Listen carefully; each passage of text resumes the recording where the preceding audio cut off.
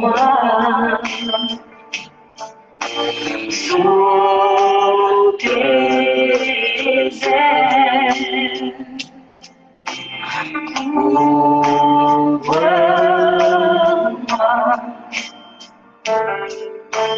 par ta main puissante. Même si les océans se déchaînent, je les traverserai avec toi. Père, tu domines les tempêtes. Je suis tranquille, car tu es là. Oh Jésus, seul, je me confie. Il me donne force à mes puissances, même si les océans se déchaînent, je les traverserai avec toi. Père, tu domines les tempêtes. Je suis tranquille, car tu es là. Je suis tranquille, car tu es là.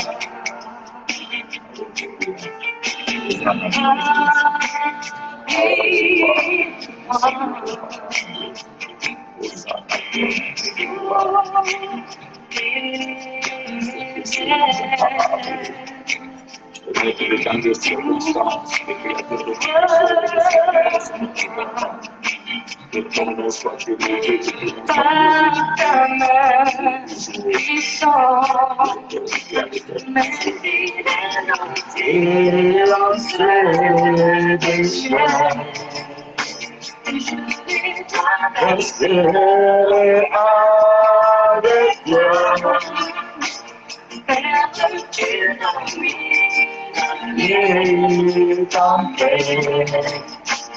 je suis tranquille, car tu es là.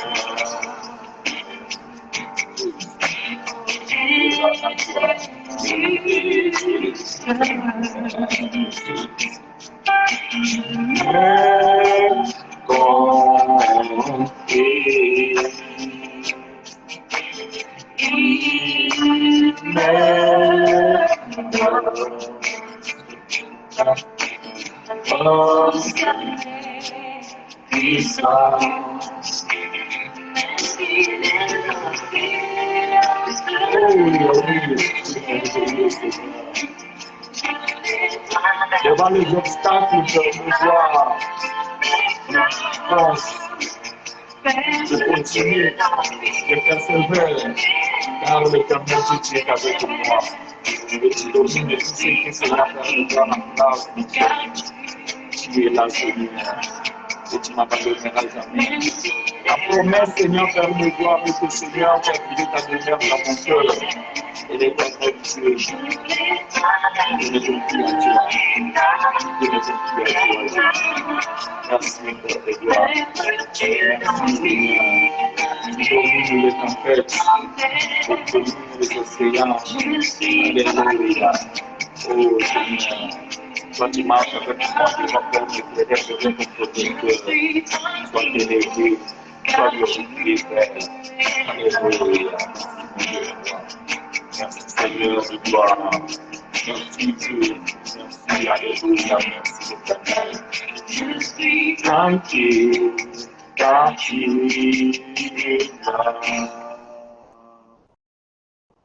Hosanna à toi, Jésus. Gloire à toi, Jésus. Gloire à toi, Jésus. Merci, mon Dieu, mon roi. Merci, l'Éternel, Dieu de gloire. Merci, le Tout-Puissant. Merci, celui qui est au-dessus de toutes choses, l'incomparable Dieu Tout-Puissant. merveilleux, magnifique. Yahweh, tu es le Saint des Saints, l'incomparable. Merci pour ta bonté, merci pour ta fidélité. Merci pour ce que tu fais, Père de gloire, dans nos vies. Merci pour tout ce que tu fais dans la vie de chacun de nous, car ta bonté, Seigneur, tu es là et ta bonté se manifeste chaque jour. L'éternel Dieu de gloire, tu es merveilleux, merveilleux, merveilleux. Tu es roi de roi, Seigneur du Seigneur, l'incomparable Jésus.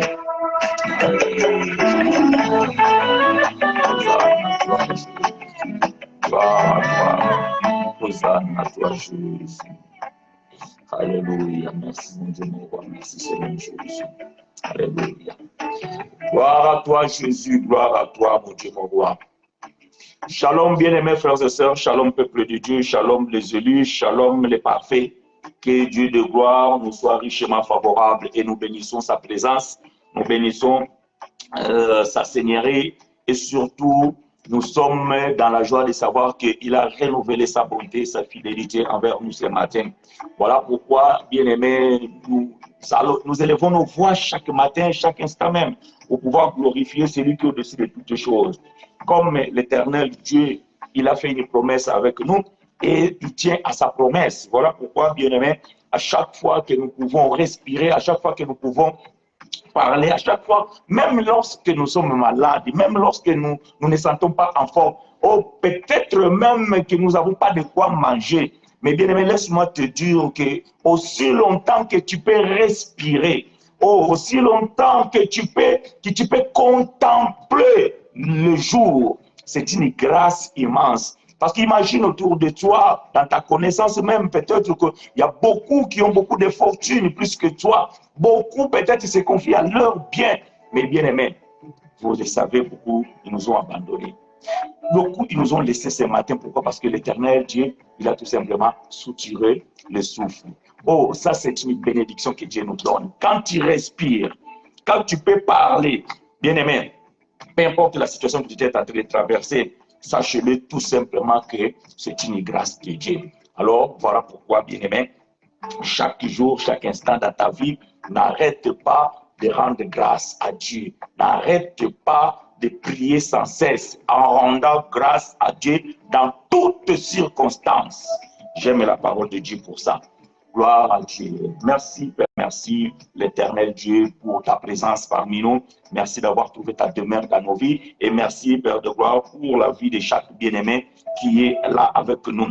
Et bien-aimé, sachez-le que Dieu d'amour, il nous accompagne tout au long de cette séance. Et c'est que son nom soit glorifié au nom puissant de notre Seigneur Jésus-Christ. Nous avons ainsi prié. Amen.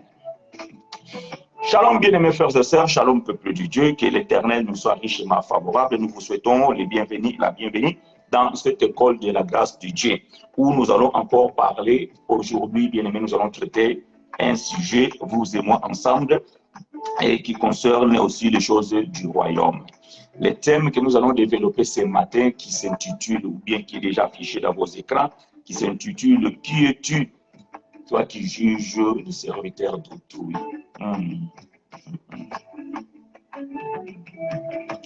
Qui es-tu, toi qui juges le serviteur d'autrui? Bien-aimés, nous allons parler sur ce thème et nous allons, bien-aimés, répondre à cette question. Est-ce que sommes-nous légitimes de pouvoir juger les serviteurs d'autrui? Et qui est le serviteur d'autrui? Voyez-vous, bien-aimés? Bon, pourquoi je vais parler de ces choses? Je vais parler de ces choses parce que, bien-aimés, vous savez, l'évangile que nous prêchons, c'est l'évangile de grâce de Dieu. L'évangile de la grâce, bien-aimés, beaucoup sont en train de la découvrir. Beaucoup, ils sont réticents. Et beaucoup, ils se posent des questions. Mais, bien-aimés, comment dirais-je?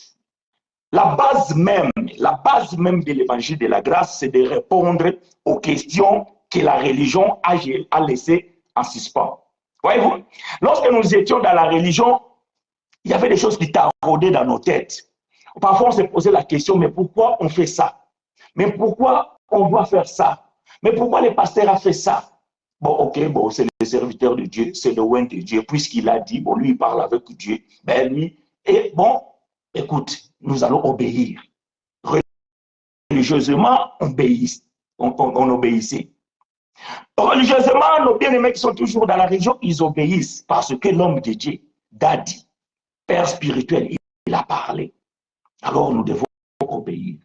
Oh, combien même la chose, ça nous, ça nous rogne, ça nous taraude.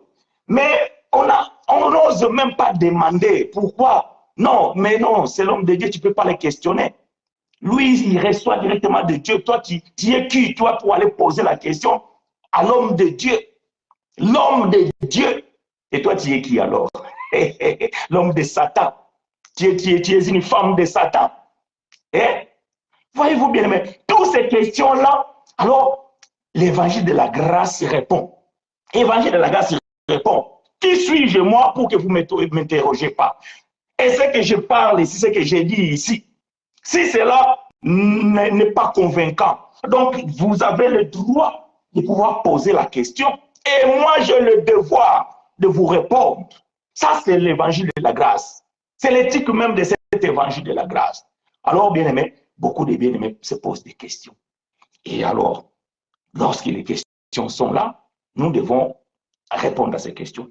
Je vais vous faire écouter une question. Soyez patient avec moi, ça dure 5 minutes, mais souffrez avec moi. Écoutez bien, ouvrez vos oreilles. Je ne sais pas si la qualité du son, ça va être... je ne sais pas si la qualité du son, ça va me permettre de pouvoir vous faire écouter cela. Permettez-moi, ok, donc je cherche le morceau, ok. Alors, nous allons écouter cette question et après nous allons répondre, ok? Et suivons.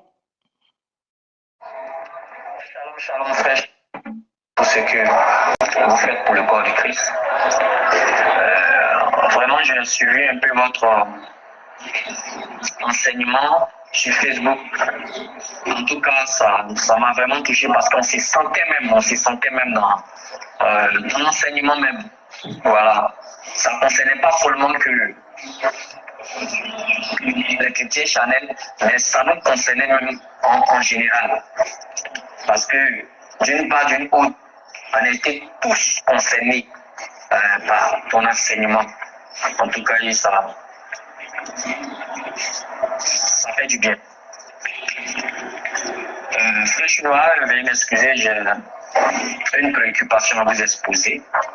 Parce qu'on entend généralement dire que un ministre qui a été établi, pas par un homme, qui a été établi par Dieu, est-ce qu'on peut le dépouiller de son ministère? Malgré qu'il vit une vie de débauche, est-ce qu'on peut le dépouiller de son ministère? Parce que j'ai entendu ça et là.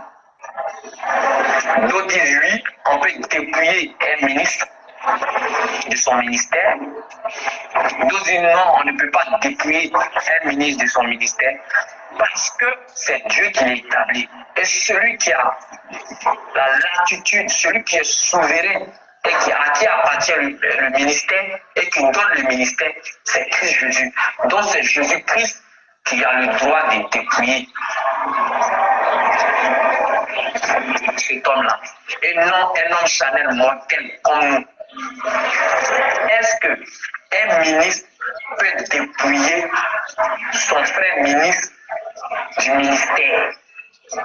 Parce que les gens prennent le cas, on voit le cas de Moïse. On a dit que Moïse a dépouillé Aaron. Mais Moïse a dépouillé Aaron sur l'ordre de l'Éternel. Parce que c'est l'Éternel qui a donné l'ordre à Moïse de dépouiller Aaron. Nous sommes tous d'accord. On prend le cas d'Abiathar. On dit Salomon a dépouillé Abiathar. Mais Salomon qui a dépouillé Abiathar. Nous avons dit ici que Salomon, c'est l'image de Christ. Et que comme nous savons que Christ est le véritable roi des rois et le Seigneur des seigneurs, et celui qui est assis sur son trône, c'est lui qui donne le ministère. Parce que c'est Christ qui appelle au ministère. Mais est-ce que un homme mortel peut dépouiller son frère ministre du ministère sans l'ordre et sans l'avis de Jésus-Christ? Même si le gars il vit dans le péché, après il est tombé, on a parlé, on l'a sanctionné, il est revenu, il a demandé pardon, il a continué dans sa démarche. Après encore, il a replongé dedans, et puis maintenant, il ne peut plus revenir, il est tombé dedans jusqu'à... Est-ce que, malgré qu'il est resté dans la boue, est-ce qu'on peut le dépouiller de son ministère? Moi, c'est ma question. Maintenant, nous voyons qu'il y a des gens qui ont fait le naufrage à la fois. Il y a d'autres qui avaient bien commencé, et puis après, ils ont commencé à faire ces pratiques de tabac juif, souvent même on les interpelle. Mais pour ces personnes-là, pour ces personnes qu'on interpelle qui ne veulent pas changer, qui demeurent dans cette vie cabalistique jusqu'à la mort, est-ce que cela donne le droit à un ministre de dépouiller la personne du ministère? Est-ce que ça donne droit à cette personne-là de dépouiller le ministre de son ministère, puisque c'est Dieu qui l'a appelé et non un homme? Je peux comprendre que si moi j'ai établi quelqu'un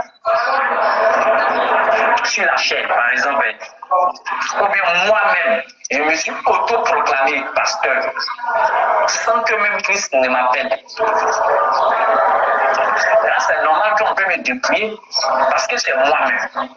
Mais si c'est Christ qui m'a appelé à un ministère, pastoral ou bien doctoral, et que j'ai commencé à déconner, est-ce qu'un ministre, un autre frère ministre peut me dépouiller de mon ministère? Parce que c'est pas lui qui m'a donné ce ministère, c'est pas lui qui m'a appelé au ministère, mais c'est Jésus-Christ qui m'a appelé au ministère. Donc ma question qui se pose, est-ce qu'on peut dépouiller un ministre de son ministère? C'est-à-dire que le ministre que Christ a établi. Donc c'est un peu ma préoccupation, frère chinois. Donc j'attends impatiemment ma réponse. Voilà. Bonne journée à vous et que Dieu vous bénisse. Voilà, bien aimés frères et sœurs, j'espère que l'audio vous a permis de pouvoir comprendre parce que, bon, je pense que le frère, il était dans un environnement un peu bruyant. Mais dans tous les cas, nous allons parler de ce sujet, nous allons aborder le sujet. Donc, je vais reprendre rapidement les propos du frère, en résumant, bien sûr. Donc, la préoccupation du frère qu'il a soumis à moi, c'est de savoir si un ministre, comme moi, frère chinois, établi par Dieu, est-ce qu'un autre frère aussi, un autre ministre peut me dépouiller? Ça veut dire qu'aujourd'hui, mon frère chinois, si je ne marche plus dans la sanctification, si je ne marche plus dans la droiture de l'Éternel, si je ne marche plus selon la vérité de l'Évangile, mais comme c'est Jésus-Christ qui m'a établi ministre, la question qui se pose, est-ce que vous, mes frères, est-ce que ceux qui prêchent l'Évangile, ils ont le droit de me disqualifier, ou bien disqualifier, je pense en français? Est-ce qu'ils ont le droit de me disqualifier? C'est-à-dire que de me retirer ce ministère, sachant que ce n'est pas eux qui m'ont établi ministre, mais c'est Jésus-Christ qui m'a établi ministre. Voilà la question, bref, de ce que le frère vient de dire. Vous avez bien suivi l'audio en disant que l'homme, il est tombé dans des bêtises. il s'est relevé, mais il est retombé et maintenant il est resté. Mais puisqu'il est appelé de Jésus-Christ, peut-il être dépouillé? Ça veut dire qu'on peut l'enlever, cette autorité d'être un ministre de Dieu ou de prêcher la parole de Dieu. Voilà la préoccupation du frère. Donc, nous allons répondre à cette question à la lumière des Écritures, bien aimés, mes frères et sœurs, bien sûr. Voyez-vous, bien aimés, aujourd'hui, on voit beaucoup de dérives, surtout de la part des hommes de Dieu. Beaucoup de dérives. Lorsque c'est un frère, c'est une sœur qui a commis quelque chose de mauvais dans l'assemblée, on les censure, on les excommune, on les livre à Satan, on les suspend dans la chorale. Mais lorsque c'est un serviteur de Dieu, on cherche des excuses. C'est un homme de Dieu. Satan l'a trompé. Et le juste tombera 7 fois. L'Éternel va les relever. C'est un oint de Dieu, on ne les touche pas. Voyez-vous? Et ça, nous disons non. Nous disons non. Non, je vais commencer par moi-même. Je vais commencer par moi-même, votre frère. Que chaque dimanche, je suis ici et je vous prêche l'évangile de la vérité, l'évangile de la grâce de Dieu. Frère, si aujourd'hui, vous voyez, oh, il y a ma femme qui est là, il y a même mes enfants qui sont là. Peut-être que vous ne savez pas où est-ce que je vis, là où est-ce que j'habite. Vous me connaissez sur Internet. Vous ne savez pas ce que je fais. Vous ne connaissez pas ma vie. Mais si un jour, ma femme, mes enfants passent dans les réseaux sociaux ou bien je ne sais pas comment, pour vous dire que le frère que vous suivez, qui vous prêche l'évangile, voilà sa vie. Il a une vie de patachon, une vie de débauche, un irresponsable. Frère, sœur, vous avez le droit de me juger. Vous avez le droit de me juger. Et si je ne me répands pas, si je ne me redresse pas, si je ne reviens pas sur le droit chemin, je ne suis plus digne de prêcher cet évangile. Je ne suis plus digne de prêcher cet évangile.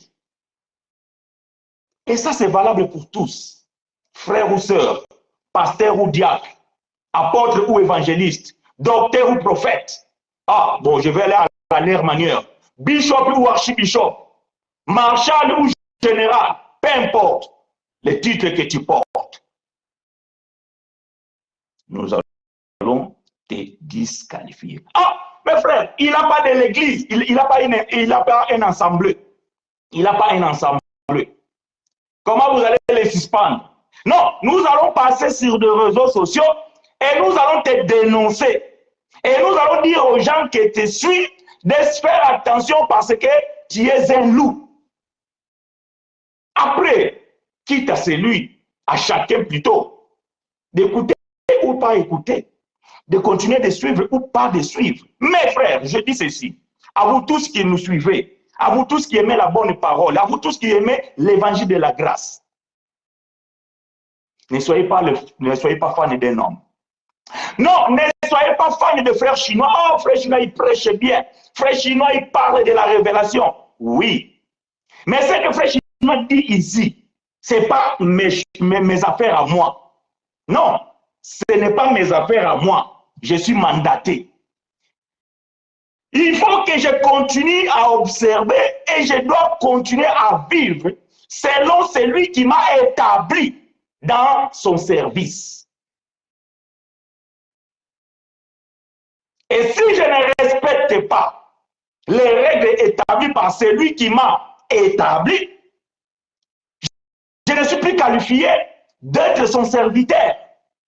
Je ne suis plus qualifié de continuer à œuvrer à son compte. Bien aimé, ministre, ok, ça veut dire être apôtre, prophète, docteur, pasteur, évangéliste. Ce n'est pas un titre. Voyez-vous, ce n'est pas un titre. C'est un ministère donné par la grâce. C'est un don que Dieu donne à quelqu'un. Cela ne m'appartient pas. Cela n'appartient à personne. C'est un don que Dieu te donne. Ce n'est pas un titre. Voilà pourquoi moi, je n'aime pas ces gens-là. Lorsqu'il est reçu dans une assemblée, on les paye, on dit, oh, on a un bien-aimé ici, il est nouveau. Alors nous allons demander aux frères de se lever. Et le frère va se lever. Frère, vous pouvez nous donner votre nom? Je m'appelle apôtre chinois Makangi. Non! Sur ma carte d'identité, ce n'est pas marqué apôtre chinois Makangi. Non. Sur ma carte d'identité, c'est marqué chinois Makangi. Ou monsieur chinois Makangi. Point barre. Pourquoi vous ne dites pas je m'appelle électricien chinois Makangi? Vendeur de salades chinois Makangi. Pourquoi? Et parce que vous êtes dans une assemblée, on vous dit de se présenter. Parce que vous croyez que c'est un titre. Non, ce n'est pas un titre, c'est un don ministériel. Que tu as cette appellation lorsque tu es en exercice. Voyez-vous? Là, pendant que je suis en train d'exercer, je suis un apôtre. Mais en dehors de ça, je suis un frère, comme tout le monde. Il n'y a pas de différence entre vous et moi. La seule différence, c'est que nous avons des dons différents. Peut-être que toi, tu as un don de prophétie. Peut-être que tu as un don de discernement. Peut-être que tu as un don de parler en langue. Peut-être que tu as un don de guérison. Et moi, j'ai un don ministériel, le don de la parole. Voyez-vous? Mais nous sommes frères. Vous et moi, nous sommes frères. Et nous avons un père. Voyez-vous? Nous avons un seul père qui nous a tous engendrés. Dieu. Et nous sommes tous des enfants de Dieu. Avant que je sois ministre de Dieu, je suis d'abord enfant de Dieu. C'est comme un ministre de la nation. Je parle à la manière des hommes. Par exemple, le ministre de défense, ministre je ne sais pas de quoi. Donc, dans nos pays, nous avons des ministres. Mais ces ministres, avant tout, c'est citoyen d'un pays. Est-ce que vous me comprenez? Avant tout, c'est un citoyen d'un pays.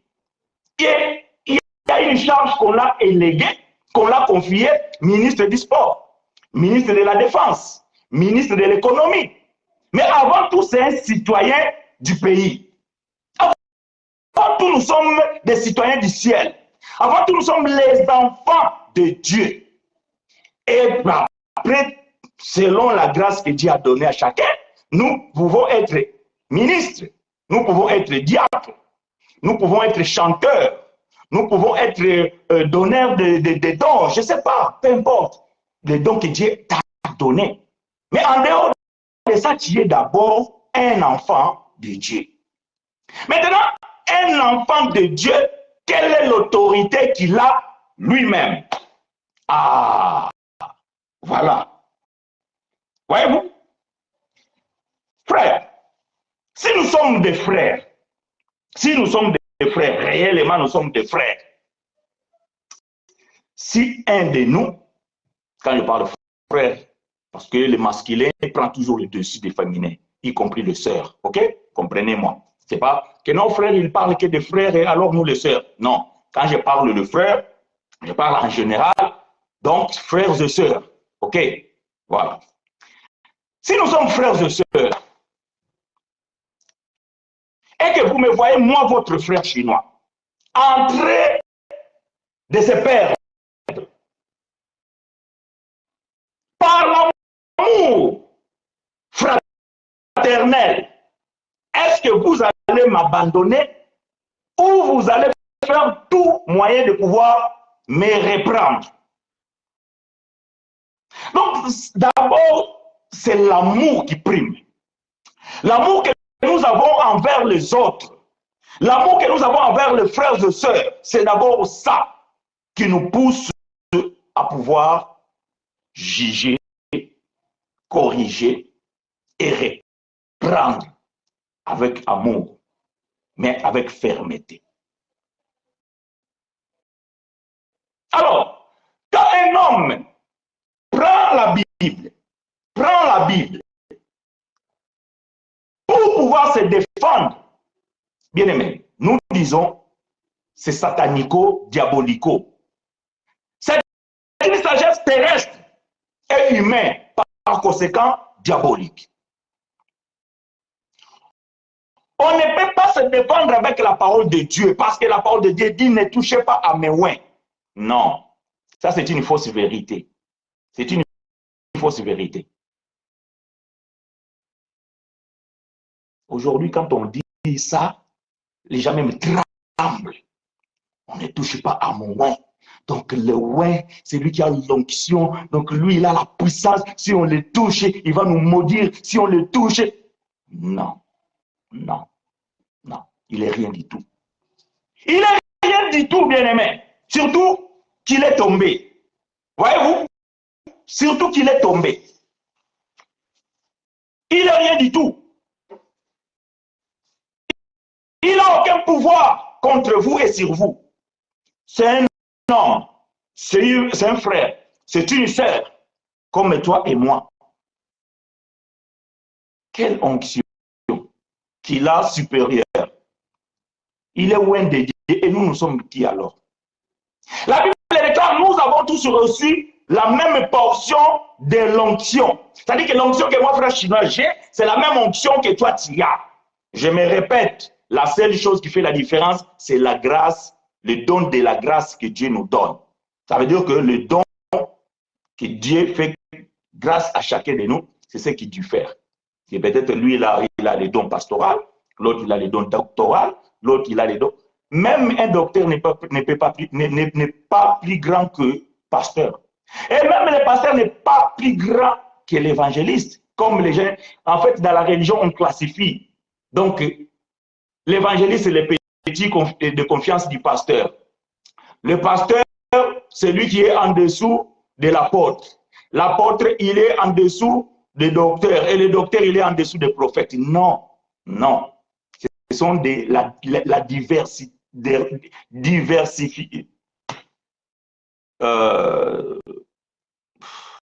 Le mot m'échappe. Diversification des dons. Donc, il y a plusieurs, il y a divers dons et donnés à chacun de nous. Mais il y a un qui est plus grand que l'autre. Nous avons tous les mêmes onctions, mais nous avons des dons différents. Et ces dons-là, bien aimé, c'est complète. Ces dons-là, c'est complète. Donc, voilà pourquoi, dans le corps de Christ, il faut qu'il y ait les apôtres, le pasteur, les docteurs, les évangélistes et les prophètes. Voyez-vous? Il faut que tous ces dons-là soient là pour la perfection. Parce que moi, frère chinois, je suis appelé dans l'apostolat. Mais il y a des choses que peut-être je ne peux pas bien expliquer comme un docteur. Parce que le docteur, il est appelé à déchirer les lions et à nous détailler chaque... Voyez-vous, un médecin généraliste, quand vous avez mal à la tête, vous allez le voir, il va vous dire d'aller prendre les Doliprane. Quand vous avez mal au stomac, il va vous dire de prendre, je ne sais pas, vos galènes ou bien je ne sais pas quoi. C'est un médecin. Mais quand vous revenez, docteur, le mal au ventre continue. Alors c'est bon, je vais vous envoyer maintenant chez estomalo. Oh, aujourd'hui, français ne veut pas. Il y a des choses comme ça. Ceux qui s'occupent d'estomac, stomatologue, si ça dit comme ça en français. Donc, il va vous envoyer maintenant chez un spécialiste. Parce que le spécialiste, là, lui, il maîtrise. Donc, il va mettre un appareil dans votre estomac. Il va aller découvrir pourquoi vous avez le mal, tout ça là. Parce que c'est un docteur spécialisé. Et c'est pareil dans le ministère. Donc, frère Chinois ne peut pas tout expliquer bien comme il faut. Mais il y a une portion qui m'a été privée, ou qui je n'ai pas qu'on a donné au docteur. Le docteur aussi ne peut pas tout expliquer. Il y a aussi une portion qu'il a été privé qu'on a donnée au prophète. Et le prophète aussi ne peut pas tout faire. Peut-être il est prophète, mais il ne peut même pas exhorter un peuple. Et donc, on a besoin d'un pasteur. Donc, voyez-vous, on se complète pour le perfectionnement du corps de Christ. Mais il n'y a pas un qui est plus grand que l'autre. Nous sommes tous des enfants de Dieu et nous sommes des frères, mais avec des dons différents. Maintenant, quand un de nous tombe, c'est à nous, c'est notre devoir de pouvoir les réencadrer, de pouvoir les ramener dans le vrai chemin, ou bien dans le droit chemin, de pouvoir les censurer. Et surtout, s'ils tombent et qu'ils demeurent dans la boue, nous comprenons qu'il y a un problème. Et bien aimé, l'exercice ministériel, parlons à la manière des hommes. Quand un ministre, peut-être en Afrique, bon, on se dit en Afrique, les gens sont corrompus, les gens ils s'en foutent de tout. Mais ici, nous, on est en Occident, lorsqu'un ministre fait quelque chose qui n'est pas bon, il démissionne. Il démissionne. Mais s'il ne veut pas démissionner, le peuple se lève. Oh, le peuple se lève et il va démissionner. Oh, peut-être s'il ne veut pas démissionner, même le président peut le destituer.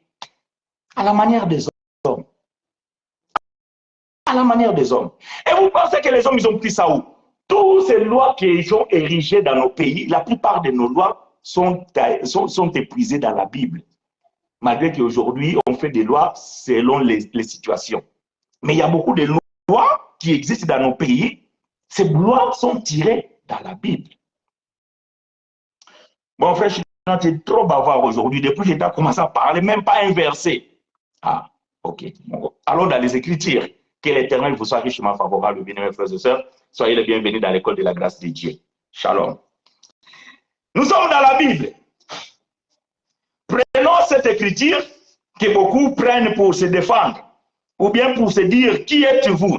Alors, nous sommes dans le livre de bien-aimé frère Paul aux Romains. La lettre de notre bien-aimé frère Paul dirigée chez nos frères l'autre fois qui était à Rome, chapitre 14, verset 4. Romains, chapitre 14, verset 4. Aidez-moi à écrire ces choses, bien-aimés frères et sœurs, que l'Éternel vous soit favorable. Romains, chapitre 14, verset 4, je lis pour vous et avec vous. Qui es-tu, toi qui juges les serviteurs d'autrui? S'ils se tiennent debout, ou s'ils tombent, c'est le regard de son maître. Mais il se tiendra debout, car le Seigneur a le pouvoir de l'affermir. Que l'Éternel apporte l'explication à sa parole. Aidez-moi à écrire ces choses, bien-aimés frères et sœurs. Romains chapitre 14, verset 4. Que l'Éternel te soit favorable, maman Fanny. Alors, bien-aimés, permettez-moi, ce n'est pas de mes habitudes, mais je vais quand même les faire. J'ai un bien-aimé ici en France, à Toulouse, que je vais taire son nom, serviteur.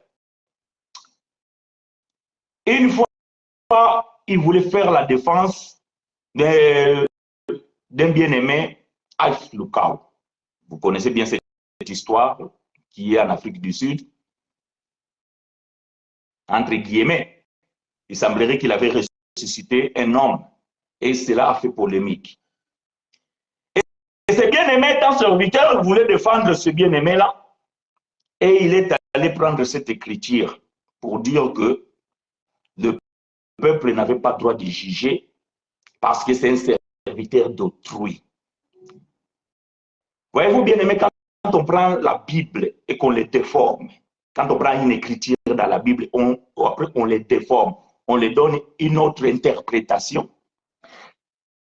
Quand on sort un verset de son contexte, alors on peut se permettre de tout. Frère, Paul pose la question, qui es-tu? Toi qui juges un serviteur d'autrui, s'il se tient debout ou s'il tombe, c'est le regard de son maître. Point. Point. Mais il se tiendra debout car le Seigneur a le pouvoir de l'affermir. Oh. Donc, bien, mais frère Paul est clair. Frère Paul il dit que, ok, toi, tu es qui? Tu veux juger? Ok. Mais celui que tu veux juger, c'est un serviteur d'autrui. S'il se tient debout ou s'il tombe, cela regarde son maître. Oh non, bien aimé. Non, non, non, non, non, non, non, non, non. Vous ne me comprenez pas. Non. Je veux que nous nous comprenions. Et respectons la lecture. OK? Et les Français disent que les mots ont des sens. OK? Voilà. Les mots ont des sens. Qui es-tu? Toi qui juges les serviteurs d'autrui. Donc, ça veut dire le serviteur là, c'est un serviteur de quelqu'un d'autre. Ce n'est pas ton serviteur. C'est un serviteur de quelqu'un d'autre. Et toi, tu veux les juger. S'il se tient debout ou s'il tombe, cela regarde son maître. Donc, ça veut dire que le serviteur là, il a son maître. Donc, ça veut dire que c'est son maître qui a le pouvoir de les juger. C'est son maître qui a le pouvoir de les destituer ou pas. OK? Écoutez-moi bien. Et si vous avez bien suivi l'audio, donc écoutez-moi bien. Point. Mais s'il se tient debout, virgule, car le Seigneur a le pouvoir de l'affermir. Donc, un serviteur de Dieu, s'il tombe, il doit se lever. Il doit se tenir debout. Parce que c'est le Seigneur qui a le pouvoir de l'affermir. Maintenant, quand il tombe et qu'il reste par terre, l'Éternel n'a pas la capacité de l'affermir. Donc, il n'est pas serviteur de l'Éternel. Suivez-moi, j'interprète l'Écriture, je fais l'exégèse. Mais s'il se tiendra debout, mais il se tiendra debout. C'est une affirmation, car le Seigneur a le pouvoir de l'affermir. Donc, ça veut dire qu'un serviteur de Dieu, puisqu'il est un homme, il peut tomber. Il peut tomber. Ça, bien aimé, personne ne peut dire que non, frère, moi, non. Tu peux trébucher. Frère Paul, il dit, nous branchons d'une manière ou d'une autre. Là, ce n'est pas là où il y a le problème. Le problème n'est pas là. Le problème, c'est que quelle est ton attitude une fois que tu es tombé? Tu te lèves ou tu restes debout? Si tu restes, plutôt si tu restes par terre. Si tu restes par terre et que tu meurs dans cette position-là, nous avons compris que tu n'étais pas le serviteur de l'Éternel. Parce que l'Éternel affirme ici que non, il faut que tu tiennes debout parce que c'est le Seigneur qui t'a fermé. Ça veut dire que quand c'est quelque chose qui est affermi, c'est quelque chose qui est, voilà, par exemple un paralytique. Si vous voulez le faire, vous voulez le lever, et quand vous le lâchez là, il va tomber parce que ses pieds ne sont pas affermis, ne sont pas fermes. Mais si tu es un serviteur de Dieu, tu ne peux pas rester par terre. Et d'ailleurs, je vais dire ceci, un serviteur de Dieu ne tombe pas tout le temps. Hein? Comme on dit à Lingala, parce qu'aujourd'hui, il y en a beaucoup, et il y a plein on cherche des écritures pour dire, oui, mais la Bible dit qu'il va tomber 7 fois. Il va tomber, oui, même 1000 fois. Même, non. Non. Non, non, non, non. Un serviteur de Dieu affermi, il ne peut pas tomber tout le temps.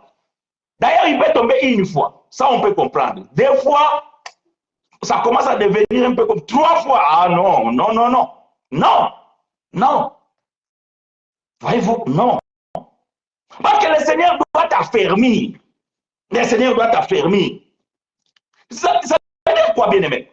Quand on tombe, c'est que nous avons délaissé le Seigneur. Parce que quand tu tiens bien la parole, quand tu tiens bien le Seigneur, tu ne peux pas tomber. Voyez-vous? Quand tu tombes, c'est que tu as délaissé le Seigneur, c'est que tu as abandonné la parole. C'est que tu es éloigné de la présence de Dieu. Tu es éloigné de la présence de Dieu. Donc, éloigné de la présence de Dieu, ça veut dire que c'est abandonner la parole. Parce que si tu restes dans la parole, tu dois tenir debout. Tu dois tenir debout. Bon.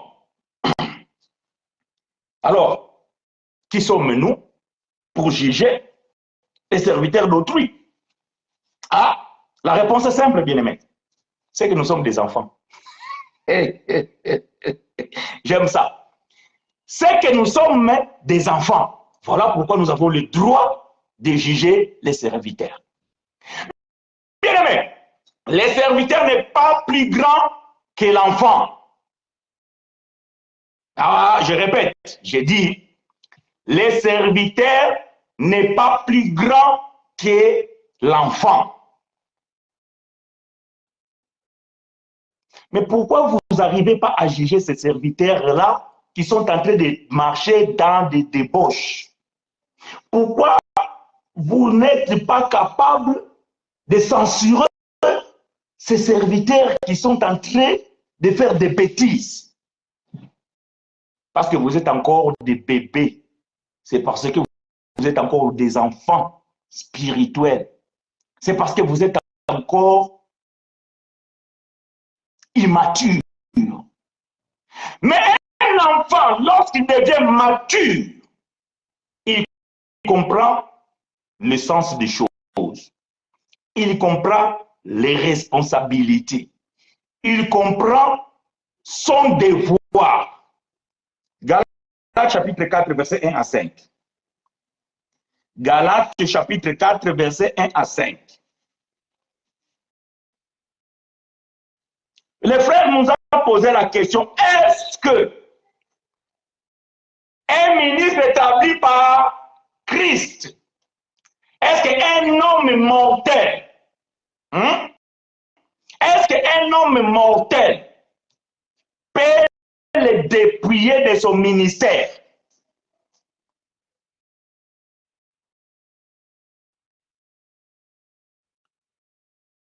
Écoutez le pouvoir que nous avons étant enfants de Dieu. Frère Paul va dire ça au bien-aimé en Galatie. Ok? Bien-aimé frère Paul va parler de ces choses au bien-aimé qui étaient en Galatie. Mais il y a une différence entre ce peuple galate et nous. Et je vais expliquer cette différence. Lisons la parole de Dieu. Galates chapitre 4, verset 1er jusqu'au verset 5. Or, aussi longtemps que l'héritier est enfant. Écoutez bien la lecture. Parce que je vous ai dit, dans le livre de Romains chapitre 4, 14, on a posé la question, qui es-tu pour juger les serviteurs d'autrui? On a dit, s'il tombe ou bien se lève, cela regarde son maître. Donc ça veut dire que le maître peut, mais toi, tu ne peux pas. Ok, écoutez bien la lecture. Or, aussi longtemps que l'héritier est enfant, j'ai dit qu'il ne diffère à rien d'un esclave. Il ne diffère pas. Ça veut dire qu'un enfant, quand il est petit, il n'y a pas la différence entre lui et l'esclave de la maison. On peut le considérer pareil, parce qu'il est encore un enfant. D'ailleurs, l'esclave, c'est lui qui a la responsabilité d'amener cet enfant à l'école, de le laver, de lui donner la nourriture, de faire ses devoirs avec lui, parce que c'est encore un enfant. Quoi qu'il soit le maître de tout. Oh, en fait, cet enfant-là, il est le maître de tout. Oh, non, non, non, je veux que vous me compreniez. Ah, moi, j'aime quand je suis en train de dire comme ça, il faut que vous me compreniez. Romains 14, on dit que qui es-tu, toi qui juges un serviteur d'autrui? S'il se tient debout ou s'il tombe, cela regarde son maître. Non, cela regarde son maître. Mais Paul dit ici aux Galates, il dit que aussi longtemps que l'héritier est enfant, j'ai dit qu'il ne diffère à rien d'un esclave, quoi qu'il soit le maître de tout. Ah, donc cet enfant-là il est le maître de tout. Il est même le maître de cet esclave qui est son tuteur. Mais comme il est encore un enfant, il n'a pas la maturité, il n'a pas la connaissance, il n'a pas la compréhension, il ne sait pas que c'est lui qui l'appelle tonton. Hein, nous les Africains, on aime bien appeler tonton. Les serviteurs à la maison, on aime bien l'appeler tonton. Bon, ici en Europe, on l'appelle à son nom. C'est lui qu'on appelle tonton. C'est lui qu'on appelle grand frère. C'est lui qui est l'esclave de la maison. En réalité, nous sommes les maîtres. Mais quand tu es encore un enfant, tu n'as pas la connaissance que tu es le maître.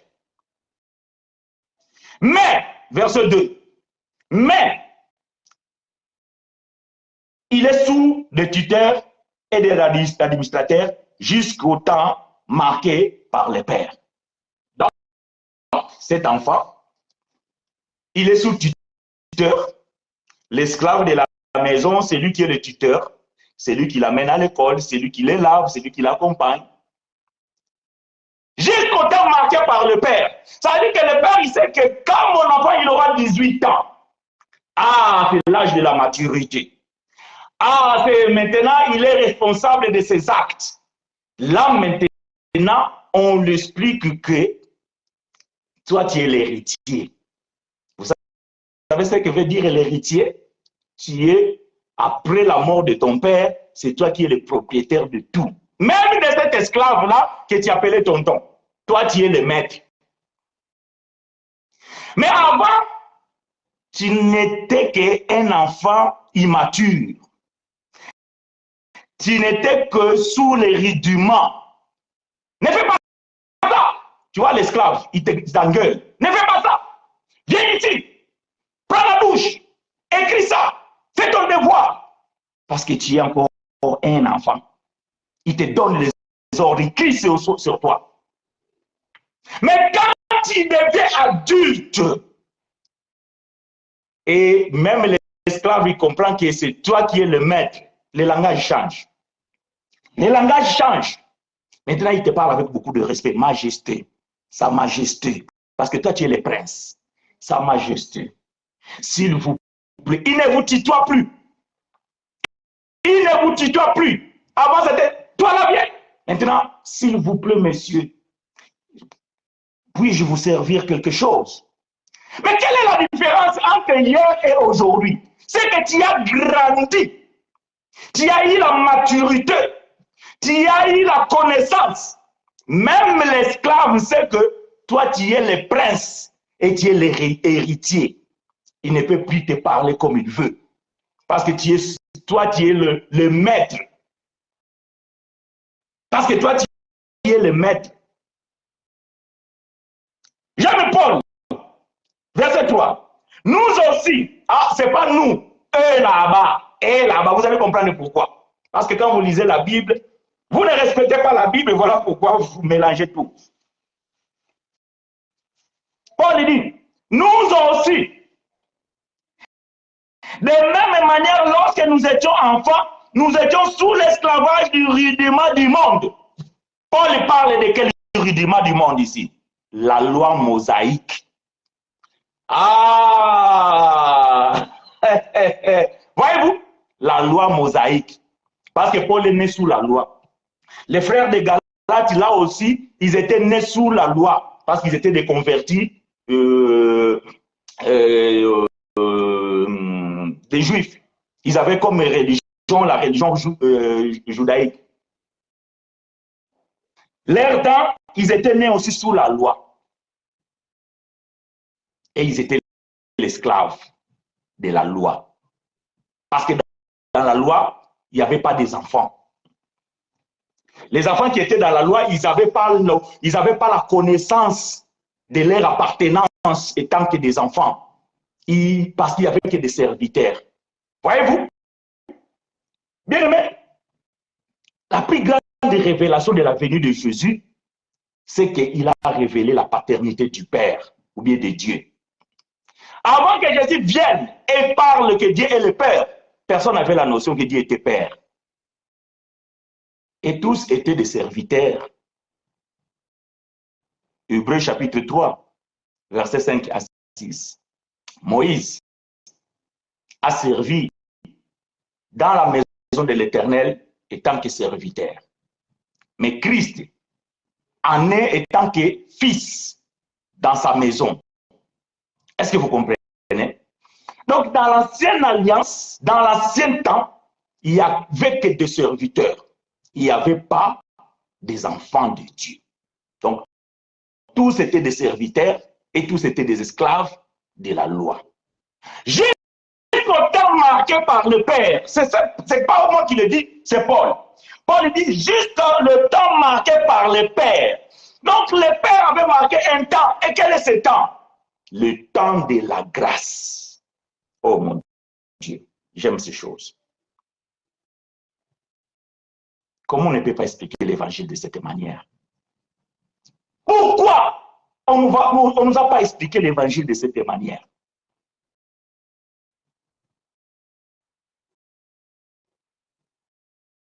Jusqu'au temps marqué. Ça veut dire que ces enfants-là, il n'y avait pas la différence entre eux et les serviteurs. Tous étaient pareils. Donc, Paul dit que aussi longtemps que l'enfant, plutôt l'héritier est un enfant qui ne diffère pas. Donc, ça veut dire qu'il n'y a pas de différence entre lui et l'esclave. Ils sont tous pareils. Mais jusqu'au temps marqué. Ça veut dire que dans le temps de la loi, il n'y avait pas la différence entre ceux qui étaient enfants, ignorant qu'ils étaient des héritiers, et ceux qui étaient des serviteurs qui donnaient les ordres. Il n'y avait pas la différence. Tous, ils étaient sous le rudiment de la loi. Jusqu'à le temps marqué par le Père. Et quel était ce temps? Ah, j'aime ça. Verset 4. Mais lorsque le temps a été accompli, Dieu envoya son fils né d'une femme, né sous la loi, afin qu'il racheta ceux qui étaient sous la loi, afin que nous reçussions l'adoption. Paul, il dit que lorsque les temps ont été accomplis, Dieu le Père, il a envoyé son fils unique. Et lorsque le fils unique il vient, mais le fils unique il vient pour nous montrer, bien pour leur montrer que Dieu est aussi Père de tous. Mais pour que vous soyez des enfants, vous devez être adoptés. Or, pour que vous soyez adoptés, il faut que quelque chose se passe. Il faut qu'on ratifie le testament. C'est pour ça que je dis aujourd'hui aux gens de suivre tous nos enseignements, parce que sinon vous n'allez pas comprendre. L'autre faut parler ici du testament. Il faut que le testament soit ratifié pour que ces peuples-là, qui n'étaient pas enfants, soient adoptés. Pas nous. Nous ne sommes pas adoptés. Nous sommes des enfants légitimes. Ah, ça, j'aime bien. Nous sommes les enfants légitimes. Nous ne sommes pas les enfants d'adoption. Voilà pourquoi quand vous lisez mal la Bible, les gens disent, Dieu nous adopte. Non, moi, Chinois, Dieu ne m'a pas adopté. Toi, mon frère, toi, Bassin, Dieu ne t'a pas adopté. Ceux qui ont été adoptés, c'est ceux qui étaient sous la loi. Ceux qui étaient nés sous la loi. Et ils devaient être adoptés. Mais quand toi, tu es né, Christ était déjà mort, il n'était plus fils unique, il est devenu le grand frère de tous les frères.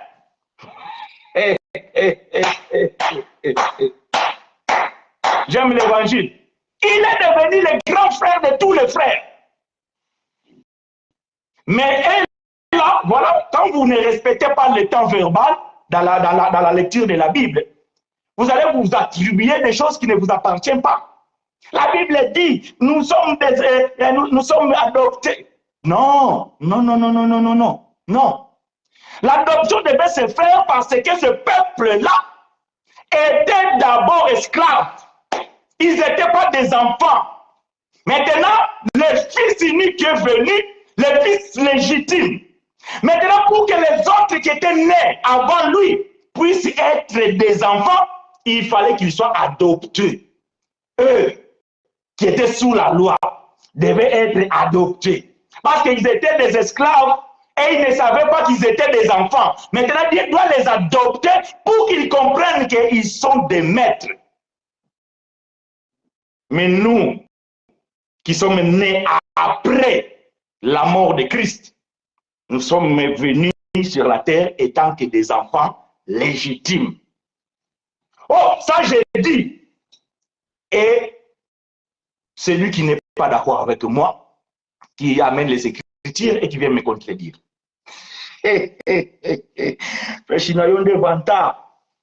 Je vais m'orgueillir par l'évangile. Les restes, je vous laisse. Oh, moi j'ai une grosse bagnole, ça c'est ton problème. Mais dans cet évangile, nous sommes fiers. Nous sommes fiers de la révélation, nous sommes fiers de la connaissance. Et je vais m'orgueillir pour ça. Donc, bien aimé, frère Paul, il dit que lorsque le temps était accompli, Dieu envoya son fils né d'une femme, donc son fils unique. Dieu a tant aimé le monde qu'il a donné son fils unique. C'est temps-là. Aujourd'hui, quand Jésus le fils unique. Non! Jésus n'est plus le fils unique de Dieu. Non! Non! Quand vous dites comme ça veut dire que vous mettez où alors? Ça, c'est mauvaise interprétation des Écritures. Jésus était le fils unique de Dieu. Après sa mort et sa résurrection, il est devenu le grand frère de tous les frères. Ah! J'aime ça. Kito. J'aime ça.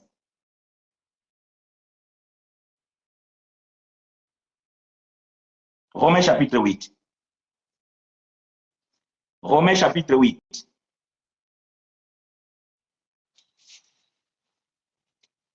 Romains chapitre 8, versets 16 à 17. Que l'Éternel nous soit favorable.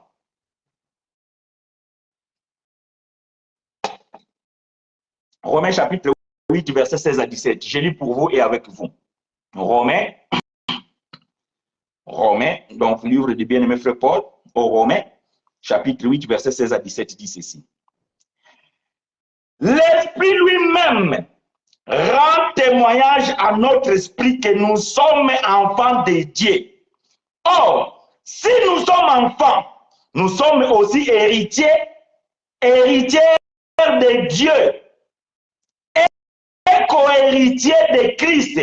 Si toutefois, nous souffrons avec lui, afin d'être glorifiés avec lui.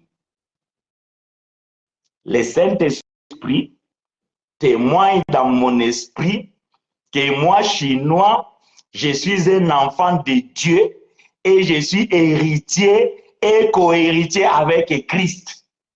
Puisque je suis héritier, je suis le maître. Et comme je suis le maître, toi, serviteur d'autrui, je te juge. Ah! Voilà la réponse de Romains chapitre 14, verset 4. Qui es-tu? Toi qui juges les serviteurs d'autrui. Oui, parce que je suis enfant de Dieu, héritier de Dieu, co-héritier de Christ. Voilà pourquoi j'ai le pouvoir de juger toi les serviteurs dans la maison du Père. Donc, si tu ne marches pas selon les réglementations que le Père a établies dans notre maison, nous allons te juger et nous allons te dépouiller. Parce que ce que tu fais là nous appartient à nous, les héritiers.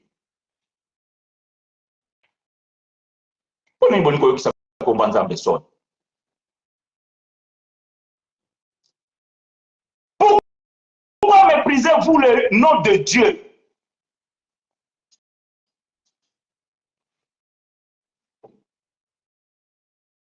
Je me répète, nous vous jugeons parce que nous sommes des enfants de Dieu, les héritiers et co-héritiers de Christ. Voilà la raison pour laquelle nous vous jugeons. Parce que tu es un serviteur dans la maison du Père. Mais un serviteur n'est pas plus grand que l'enfant. Seulement quand l'enfant est ignorant. Voyez-vous? Parce que votre pasteur, il va toucher l'écriture dans l'ancienne alliance. On ne touche pas à mon oin. Mais comme toi, tu es un esclave de la loi mosaïque, puisque tu n'es pas affranchi de la loi et des mensonges de vos pasteurs, tu dis Amen comme un mouton. Mais nous qui sommes éveillés avec la connaissance de l'évangile authentique, nous ne disons pas Amen. Non, nous refusons.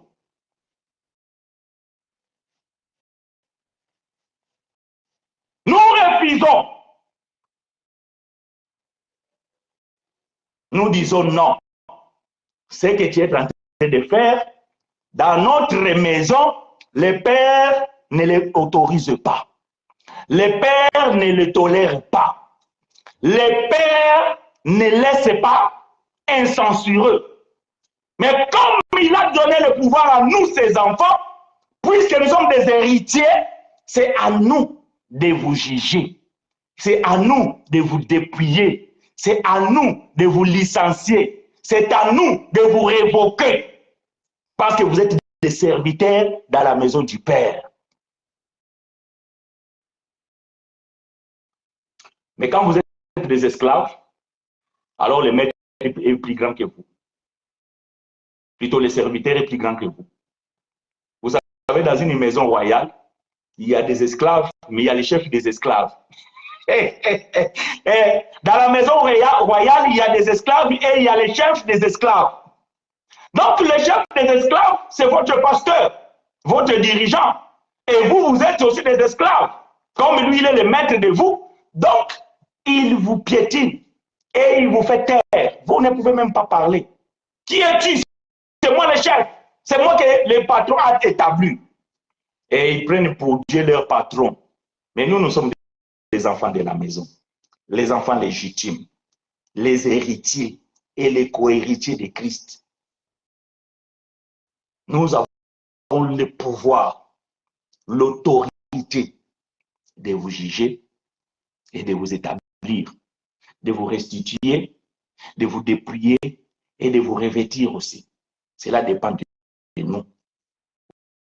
Voilà pourquoi, bien-aimés, si vous ne marchez pas selon les réglementations de la maison, nous allons vous dénoncer. Nous allons dire aux autres frères et aux autres sœurs que le frère là, il n'est plus digne de faire le service que le Père il a mandaté. Il n'est plus digne de continuer. Vous pensez que Dieu va parler à qui? C'est à nous. C'est à nous.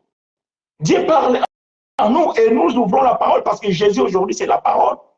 Si on a connu Jésus selon la chair, aujourd'hui on ne le connaît plus de cette manière, aujourd'hui c'est la parole.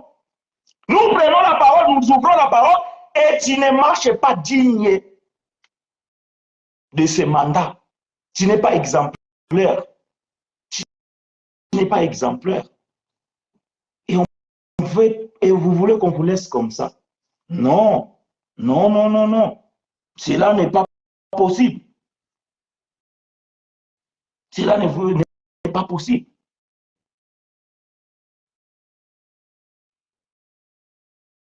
Un Corinthiens chapitre 5, verset 9 à 13.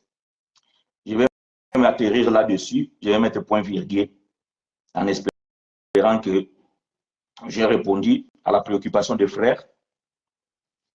Après, je ne sais pas, les frères n'ont pas dit si c'est un pasteur qu'il connaît, si c'est lui-même qui est serviteur et qui est dans cette situation, je ne sais pas. Donc, je ne sais rien.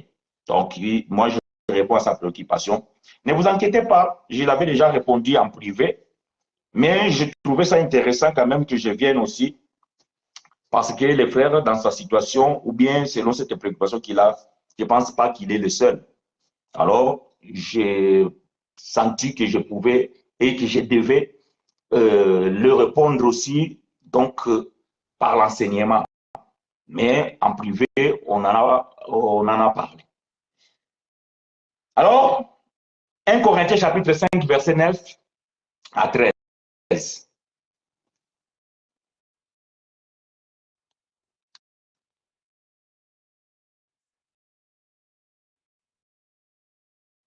1 Corinthiens chapitre 5, verset 9 à 13. Je lis pour vous et avec vous. Je vous ai écrit dans ma lettre de ne pas avoir de relation avec les impudiques. Non pas d'une manière absolue avec les impudiques de ce monde, ou les cupides et les ravisseurs, ou avec les idolâtres. Autrement, il vous faudrait sortir du monde. Oh non, attendez une seconde, frère Chinois. Il faut que tu y ailles doucement. Moi, j'aime bien les gens qui respectent la lecture. OK? Écoutez Paul. Paul lui dit,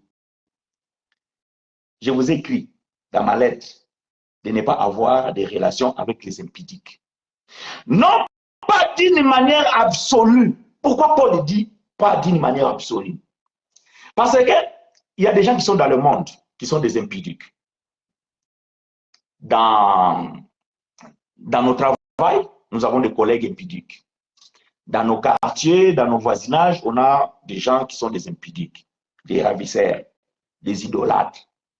Paul ne parle pas de ne pas avoir la relation avec eux, ça veut dire de ne pas saluer, ou bien de ne pas les aider, ou bien de ne pas les rendre un service, et tout ça là, non. Il dit que ces impudiques absolus là, ça veut dire que eux là, si je vous dis de ne pas avoir relation avec eux, vous devez sortir du monde. Vous devez faire votre monde. Comme on dit à Lingala, ce qu'on nous d'accord, c'est ça le monde. Donc vous devez faire votre monde parce que vous n'êtes pas d'accord. Non, Paul dit non. Vous êtes dans le monde, ces gens-là, ils sont là. Donc, vous devez continuer à vivre avec eux. Ça, il n'y a pas de choix. C'est mon voisin, c'est mon collègue du travail, mais c'est un impudique. Donc, j'arrive le matin, je dois lui dire bonjour. On doit travailler ensemble. Je n'ai pas le choix. Mais, verset 11, maintenant, ce que je vous ai écrit, c'est de ne pas avoir de relation avec quelqu'un qui se nomme frère. Ça change. Ça change. Oh frère chinois, oh frère André, oh sœur Joséphine, oh sœur Madeleine. Mais qu'est-ce qui nous fait que nous avons cette fraternité-là de s'appeler sœur? C'est parce que nous avons le même père. C'est parce que nous avons le même père. Bonjour frère. Si je comprends bien, il y a des serviteurs et des enfants de Dieu. Est-ce qu'un enfant de Dieu est aussi un serviteur de Dieu? Ah! Oui. Oui, ma soeur. Nous sommes tous au service des autres. Un enfant de Dieu, écoutez, je vais revenir de ce que je suis en train d'expliquer, mais puisqu'il y a une question, je dois répondre. Sœur Ina, écoutez-moi bien. Nous sommes d'abord des enfants de Dieu, tous. Nous sommes tous des enfants de Dieu. Maintenant, dans la maison, Dieu donne chaque enfant une responsabilité, ça veut dire un service à faire. Je vais aller avec, je serai en accord avec Frère Paul. Frère Paul dit que la maison, c'est l'église qui est le corps de Christ. Or, Paul dit que le corps de Christ, nous sommes tous les membres dans le corps. Les autres sont des jambes, les autres des orteils, les autres des bras, les autres des mains, les autres... Voyez-vous? Donc, Paul va faire l'analogie du corps humain. La main, il est serviteur du corps. Quand le corps a besoin de se laver, la main lave. Mais lui, la main, quand il a besoin d'aller chercher du pain, il a besoin du service du pied. Mais lui, le pied, quand il a besoin de se gratter, il a besoin du service des mains. Mais les mains, pour qu'il voie là où il doit gratter, il a besoin du service des yeux. Mais les yeux, lui, pour qu'il voie, il faut qu'il entende le pleurs ou bien la souffrance, il a besoin des oreilles. Ça veut dire que chaque élément du corps a un rôle à jouer dans le corps. Donc, autrement dit, il a un service à rendre dans le corps.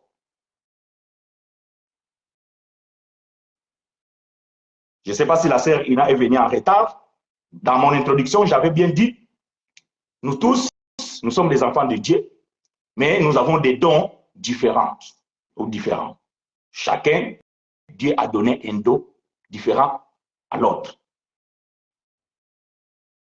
Donc, maintenant, si ma main, elle dérange, elle veut tout simplement toucher des choses qui n'est pas bon, mais mes jambes doivent intervenir pour fuir, pour que la main ne touche pas. Quand mes yeux voient des bêtises, quand mes yeux voient des choses qui ne sont pas bonnes,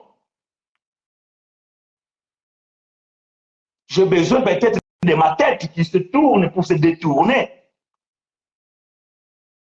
Ou peut-être j'ai besoin de ma main de pouvoir, si c'est à la télé, de prendre la télécommande, de zapper.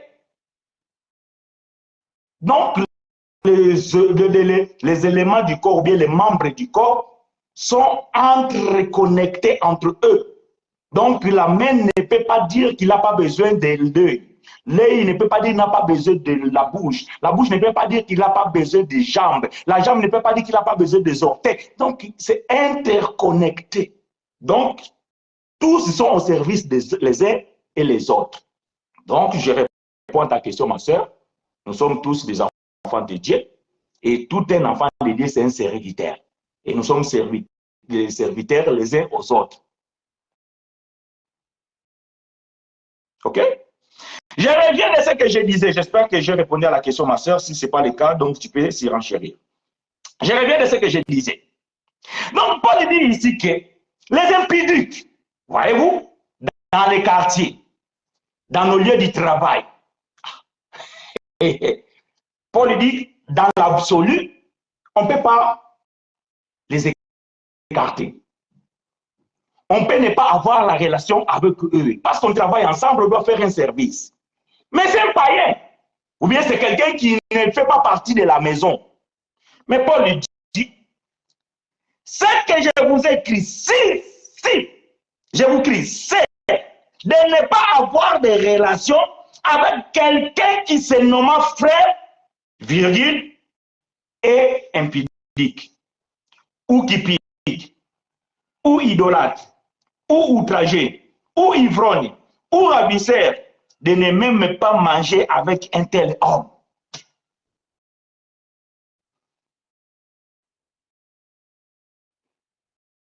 Toi, tu es serviteur, ok, on t'a accepté.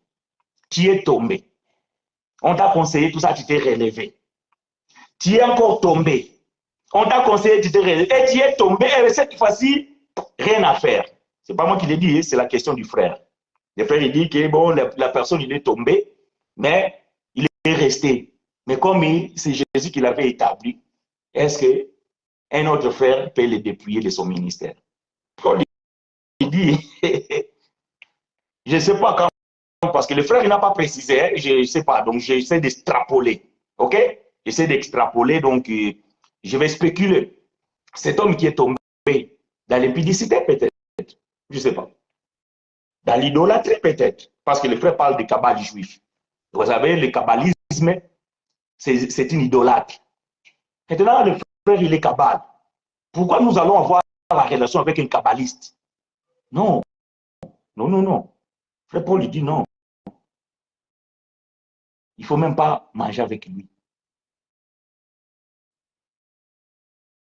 Verset 12. Qu'ai-je en effet jugé ceux de dehors? N'est-ce pas ceux du dedans que vous avez à juger? Ah, qui es-tu pour juger les serviteurs d'autrui? Mais les serviteurs, ils prétendent être frères dans notre maison. Hey. Maintenant, nous avons constaté qu'ils ne marchent pas selon les règlements de la maison. Nous allons continuer à manger avec lui. Non, c'est un traître. C'est un dangereux. C'est un infiltré. C'est un mercenaire. Il faut qu'on les livre à Satan. On la voit dans le monde. Il appartient au monde. Et là-bas, Dieu va s'en occuper. Parce qu'il n'est plus du dedans. Il est devenu quelqu'un de dehors. Dieu va s'en occuper. Mais nous devons les mettre dehors. Loin de nous. Parce que nous ne pouvons pas avoir la relation avec quelqu'un comme ça. Un frère qui pratique la magie dans l'assemblée, vous devez le mettre loin de nuire, loin du contact avec le peuple de Dieu. Un frère coureur de jupons impudique, loin.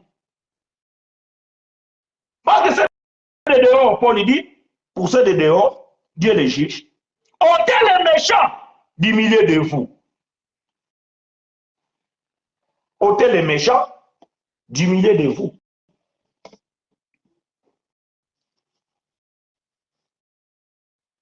Ah, frère Chino, tu es trop dur. Je suis dur avec moi-même. Je suis dur avec moi-même.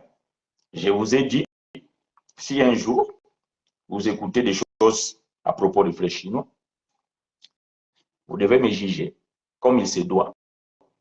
Si je me répands, considérez-moi comme votre frère.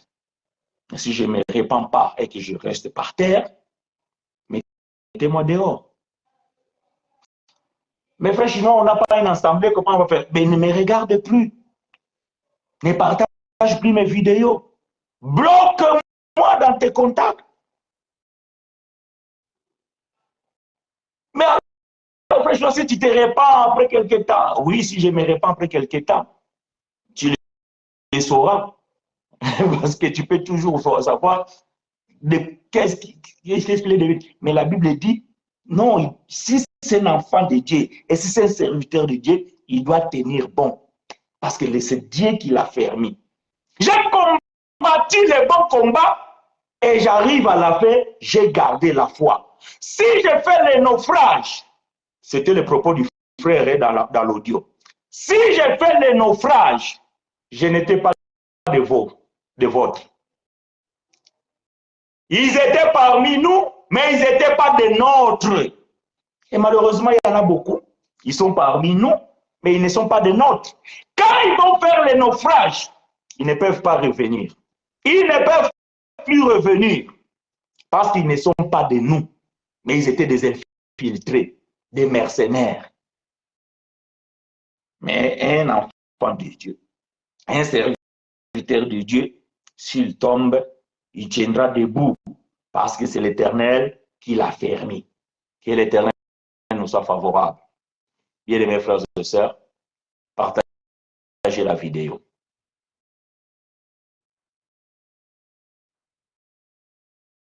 Nous vous donnons rendez-vous dimanche prochain. S'il y a des questions, vous pouvez les poser et nous allons y revenir. Ah, je vois ici, frère Mardoché, qu'est-ce qu'il dit là? Frère Paul avec frère Pierre à Antioche nous sert d'exemple. Merci. Gloire à Dieu. Mais comme Pierre était le serviteur de Dieu, Dieu l'a fermé et il a tenu debout. Lisez deuxième épître de Pierre. Lisez première épître de Pierre. Frère, vous allez constater un contraste absolument dingue à la manière des hommes. Permettez-moi que je dis comme ça, je les parle comme ça. Quand vous lisez le premier épître que Pierre a écrit aux Juifs, et quand vous prenez la deuxième épître de Pierre qu'il a écrit aux chrétiens, vous voyez une grande différence. Et si vous fermez les yeux, si vous avez l'habitude de lire Paul, et on vous lit quelques versets de 2 Pierre, vous allez croire que c'est Paul qui est en train d'écrire. Parce que frère Pierre, il a lu beaucoup des livres de frère Paul. Et il a accompagné les enseignements de Paul. Et il a compris. Mais avant, il était reprochable. Paul, il a tiré les oreilles. Parce qu'il ne marchait pas dans la vérité de l'évangile. Nous aussi, si tu ne marches pas dans la vérité de l'évangile, nous allons te reprocher. Dans l'amour, bien sûr. Mais si tu persistes, nous allons te considérer comme quelqu'un de dehors. Et nous allons te mettre dehors parce que tu es méchant.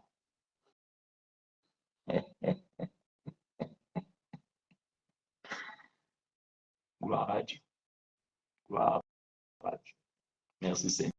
Seigneur Jésus-Christ. Merci Dieu Tout-Puissant. Que ton nom soit glorifié. Et ton nom soit exalté. Toi qui es au-dessus de toutes les choses, l'incomparable. Bien-aimés d'ici là, faites des bonnes œuvres, des bonnes actions. Priez sans cesse. Rendez grâce à Dieu en toutes circonstances, bien ou mal. Tout concourt à nos faveurs. Que l'Éternel nous accompagne. Qu'elle soit devant comme éclaireur, derrière comme protecteur. Quant à nous, rendez-vous dimanche prochain, même heure, même chaîne. Que Dieu vous soit favorable. Amen.